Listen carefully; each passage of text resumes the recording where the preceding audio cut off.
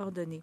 Sénateur Wu, honorable sénateur, j'ai le plaisir de prendre la parole au sujet du projet de loi S-275, loi modifiant la loi sur la Banque du Canada, présentée par notre collègue, la sénatrice Bellemare. Permettez-moi d'abord de souligner que même si la sénatrice Bellemare prend sa retraite en octobre, elle travaille aussi fort que jamais, et ce sur plusieurs fronts. En tant que présidente du comité permanent du règlement de la procédure et des droits du Parlement, elle a guidé le comité vers d'importants changements aux règles qui reflètent mieux la composition de notre Chambre, surtout comité. Elle est responsable, ou marraine plutôt, du projet de loi S-244, loi modifiant la loi du ministère de l'Emploi et du Développement social et la loi sur l'assurance-emploi, et a fait des progrès remarquables amenant les principales parties prenantes du Canada à appuyer son initiative. Il s'agit de questions complexes et sérieuses, mais la sénatrice Bellemare est une parlementaire sérieuse qui n'a pas peur de la complexité. Elle est bien sûr titulaire d'un doctorat en économie. Elle a enseigné l'économie au niveau universitaire et a siégé au Conseil économique du Canada. Elle est une véritable spécialiste des politiques et le Sénat se porte beaucoup mieux grâce à la présence de spécialistes comme elle. Le projet de loi S-275 est peut-être l'une des initiatives les plus bizarres, et je le dis comme un compliment. Le projet de loi vise à modifier la loi qui régit une des institutions fédérales les moins bien comprises, une institution qui a un pouvoir immense sur la vie des Canadiens, dont les opérations sont menées dans le plus grand secret, pour laquelle un langage spécial a été créé, mais qui est largement inintelligible pour les non-initiés. Les banquiers centraux sont une sorte de grande prêtrise appartenant au sanctuaire d'un ordre sacré.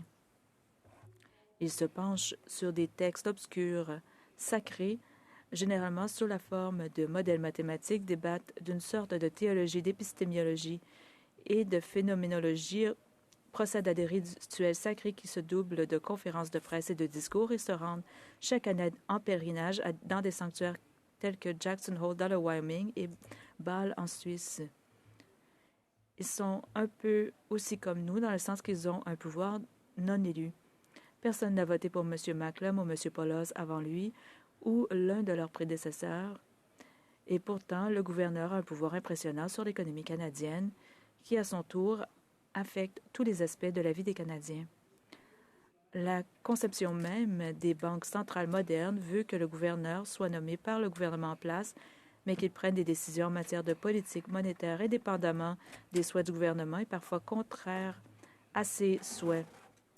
En tant que sénateur, nous disposons également d'un pouvoir impressionnant, celui d'amender ou de rejeter les lois de la Chambre des communes, mais nous exerçons rarement ce pouvoir en raison du cadre dans lequel nous opérons, à savoir la Constitution. Le cadre analogue dans lequel opère la Banque du Canada est la loi sur la Banque du Canada. Cette loi a été adoptée en 1934 et la Banque du Canada a été créée l'année suivante, d'abord en tant qu'entité privée, mais elle a été nationalisée en 1938. Comme le rappelle la sénatrice Bellemare, la loi n'a pas été modifiée depuis 1985 et beaucoup de choses ont changé depuis. La sénatrice Bellemare propose de moderniser la loi sur la Banque du Canada, d'une part en codifiant certaines choses que la Banque fait déjà et d'autre part en introduisant de nouvelles caractéristiques de gouvernance qui améliorent la transparence et la responsabilité de l'institution tout en protégeant son indépendance.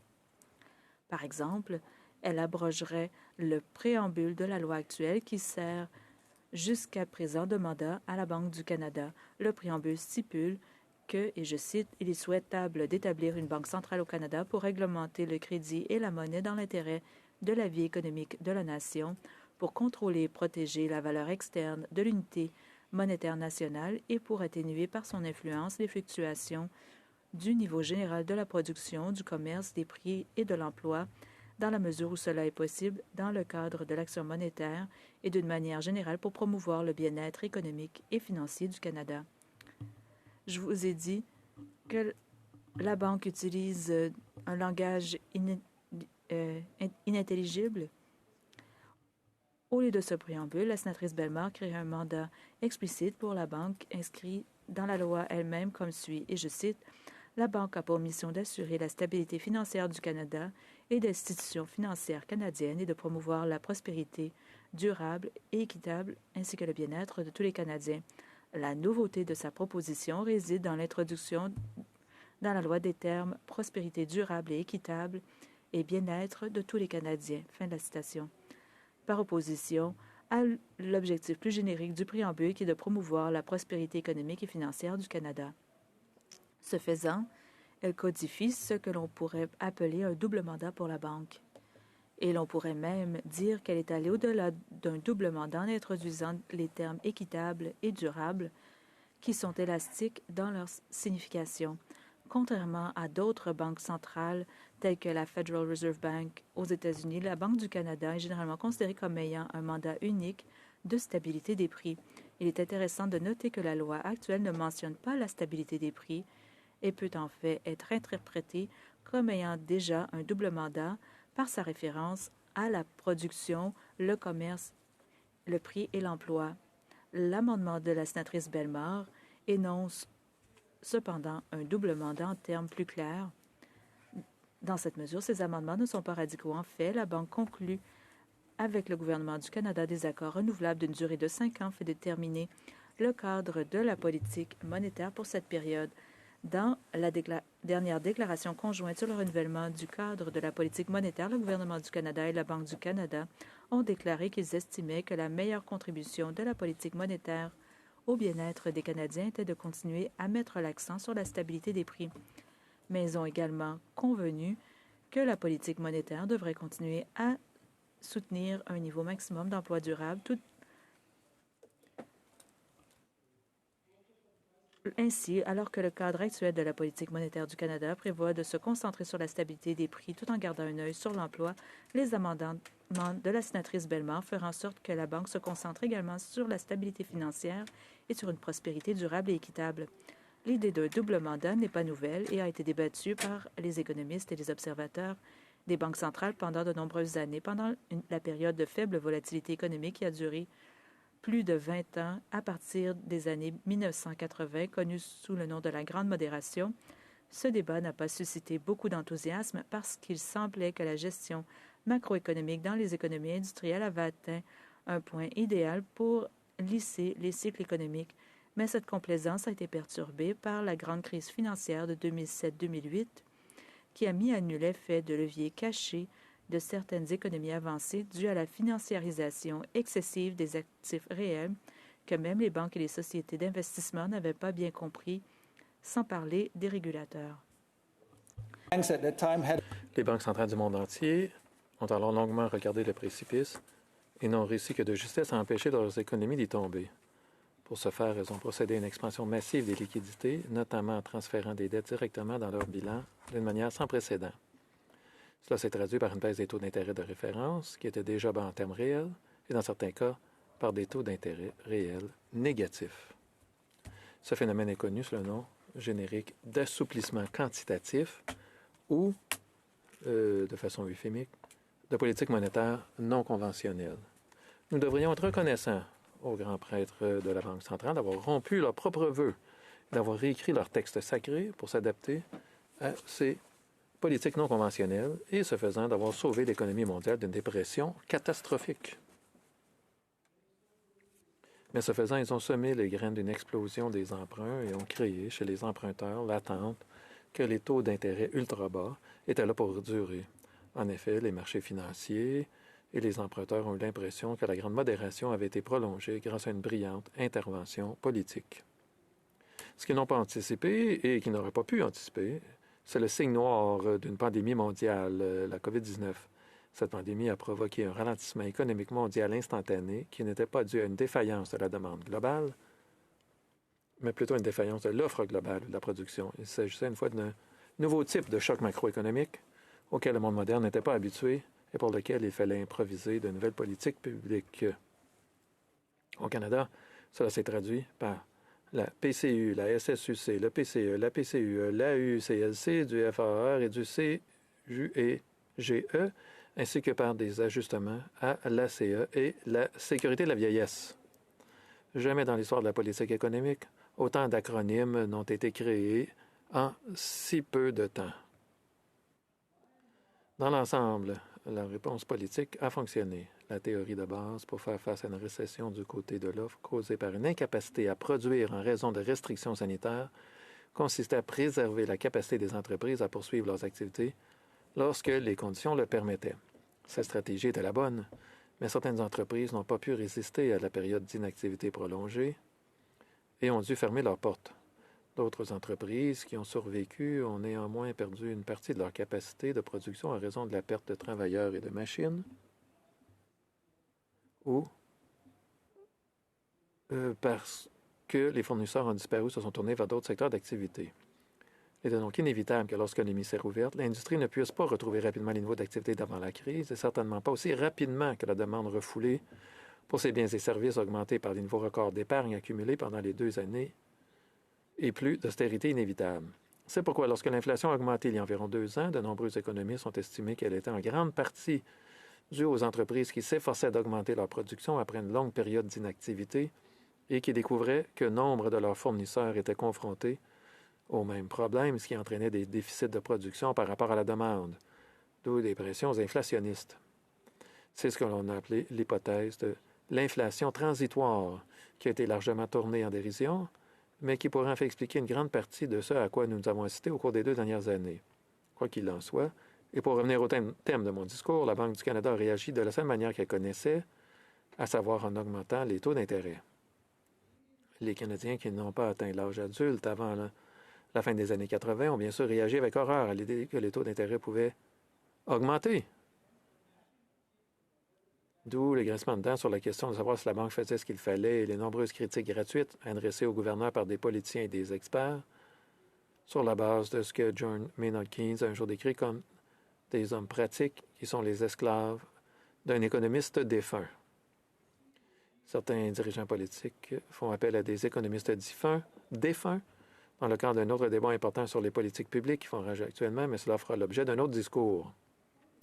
Cette petite histoire économique des 30 dernières années a pour but de dire que la politique monétaire et le rôle des banques centrales dans la formulation de la politique monétaire sont en terrain inconnu depuis au moins 15 ans. Il est opportun que le Sénat entame une réflexion sur la nécessité d'une mise à jour de la loi régissant la banque. Et on doit en remercier la sénatrice Bernard. La pièce maîtresse de ces amendements est la création d'un comité de politique monétaire qu'elle appelle le Comité permanent de la politique monétaire. La Banque du Canada dispose déjà d'un comité de direction qui décide des taux d'intérêt, mais ce comité ne compte actuellement qu'un seul membre extérieur et pour tout état de cause, la responsabilité incombe à une seule personne, le gouverneur. D'autres banques centrales disposent de comités politiques monétaires, notamment les États-Unis, la Nouvelle-Zélande, le Royaume-Uni, bien qu'elles utilisent des approches différentes en matière de gouvernance et de prise de décision. La sénatrice Bellemare n'est pas trop normative en ce qui concerne le comité permanent, mais elle propose qu'il soit composé de 3 membres internes et de 6 membres externes et que les membres externes soient nommés pour des mandats renouvelables de 3 ans. La sénatrice Bellemare non plus ne précise pas le protocole de prise de décision pour le comité permanent, mais elle laisse entendre qu'il serait basé sur le vote à la majorité. Quoi qu'il en soit,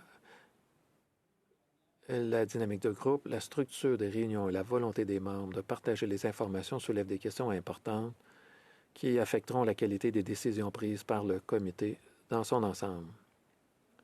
La sénatrice Bellemare ne précise pas dans quelle mesure les membres externes peuvent s'exprimer publiquement sur leur position, comme c'est le cas aux États-Unis et au Royaume-Uni, mais je pense que son intention est qu'ils puissent parler ouvertement de la façon dont ils voient la situation économique par rapport au double mandat prescrit de la Banque.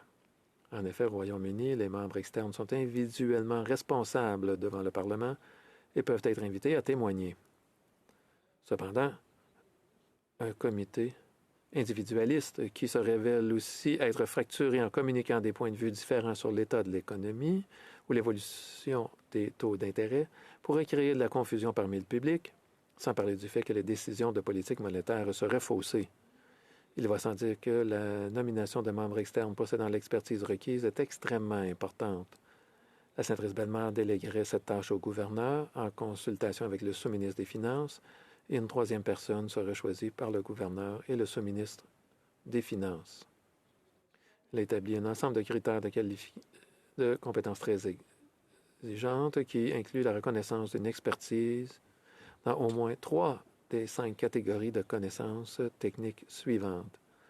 1. La macroéconomie à économie ouverte. 2. Le système financier. 3. Le marché du travail. 4. Les chaînes d'approvisionnement. Et 5. La gestion des risques. Madame la Présidente. Si je pouvais avoir quelques minutes, est-on d'accord pour offrir 3 minutes supplémentaires? Sénateur Wu. Merci, collègue.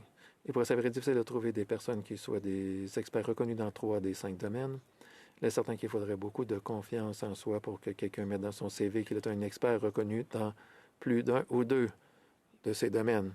Mais elle a raison de placer la barre haut et de garder la politique en dehors la partisanerie en dehors du processus de nomination.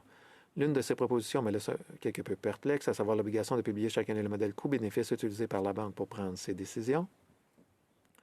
Je suis tout à fait favorable à l'analyse coût-bénéfice, mais obliger la banque à révéler son modèle économique interne pourrait revenir à donner un avantage aux acteurs du marché qui peuvent ensuite décomposer le modèle pour prédire l'évolution des taux d'intérêt de la banque. On pourrait arguer qu'il s'agit simplement d'une forme plus élaborée de ce qu'on appelle la forward guidance, mais je pense qu'il y a des risques, comme l'avons vu d'ailleurs avec ce principe lui-même. Il ne fait aucun doute que la banque s'appuie sur une variété de modèles économiques pour l'aider à prendre ses décisions et que ces modèles sont constamment modifiés. Pour le public et même pour les économistes hautement qualifiés, les modèles sont des boîtes noires et la banque entend qu'il en soit ainsi en raison de la valeur qui découle de la connaissance de ce qui se trouve à l'intérieur de cette boîte noire. Encore une fois, s'il y a une chose qui réunit les récents appels à une révision de la politique monétaire et du travail des banques centrales, c'est que la relation autrefois stable saisie dans les modèles économiques utilisés pour prédire la production, les prix de l'emploi ne sont plus stables. En conséquence, les banques centrales sont devenues, à mon avis, font preuve de plus de promiscuité dans leur utilisation de la modélisation économique et donc moins capables de raconter une histoire cohérente sur les mécanismes de transmission des chocs économiques à la production, au prix à l'emploi et à d'autres variables. Tout cela renforce les arguments de la sénatrice Bellemare pour que le Parlement jette un regard neuf sur la loi de Banque du Canada. Il y a déjà une discussion entre les grands prêtres et les théologiens des banques centrales de la théologie monétaire, mais dans l'esprit de la réforme théologique et en trahissant mes instincts protestants, je pense qu'il vaut la peine que le sacerdoce de tous les croyants, au sens large, participe également à cette discussion. La loi initiale sur la Banque du Canada est le fruit des travaux de la Commission royale d'enquête sur la Banque de la monnaie de 1933. Une nouvelle commission royale sur le mandat de la Banque serait exagérée. Et de toute façon, les commissions royales sont plutôt démodées de nos jours. Il est peu probable que la Banque elle-même prenne l'initiative de proposer des modifications législatives et nous ne pouvons pas non plus espérer que la Chambre des communes soit en mesure de proposer de telles modifications dans le contexte actuel d'hyper-partisanerie. Surtout, la sénatrice Bellemare a raison de dire que notre institution est la meilleure endroit pour une nouvelle discussion sur le mandat de la Banque du Canada. Alors, je veux encore une fois féliciter la sénatrice Bellemare pour son initiative et bien que je ne sache pas si nous serons en mesure d'adopter les modifications à la loi sur la Banque du Canada avant son départ à la retraite, je veux qu'elle sache qu'elle a des collègues en cette enceinte qui partagent son point de vue sur l'importance de revoir le mandat et la structure de la Banque. J'espère que d'autres députés se joindront à ce débat et je me réjouis d'entendre vos points de vue. Merci.